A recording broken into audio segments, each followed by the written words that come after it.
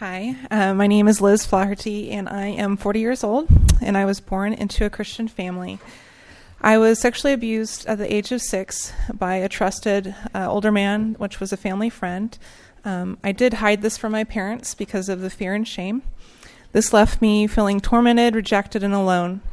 It also resulted in very low self-esteem, which was reinforced by years of bullying and rejection by my male peers in school.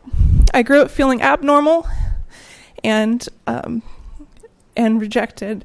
And no matter how hard I tried to intimately relate with men and my peers, my male peers, I found that those relationships left me feeling shallow and empty compared to the depth of intimacy that I felt when I connected with women. Because of this, I came out my senior year of high school as a lesbian, and much to the confusion of my parents, who were pastors.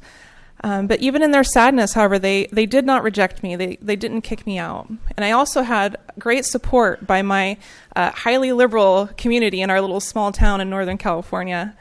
However, despite my sexual liberation, in my 20s, tragedy struck our home, and I lost both my parents in a 3-year time period to cancer. This left me as legal guardian to my brother, who was 12 at the time. Soon after our loss, I began seeking help for my overwhelming grief and pain, and I went to a faith-based therapist. And it was then, for the first time, I began to unpack many of the life traumas I'd been experiencing. I discovered that I had emotionally put up barriers to men from an early age in order to protect myself. My attractions to women began, I believe, in a legitimate way, from a desire to feel safe and loved and to be accepted.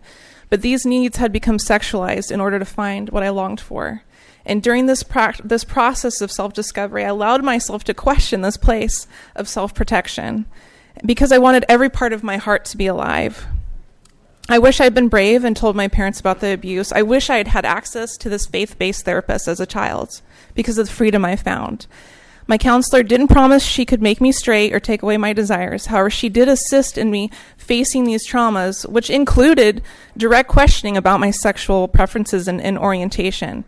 This in turn resulted in dismantling the barricades I had created, and my drive to find sexual intimacy with women shifted.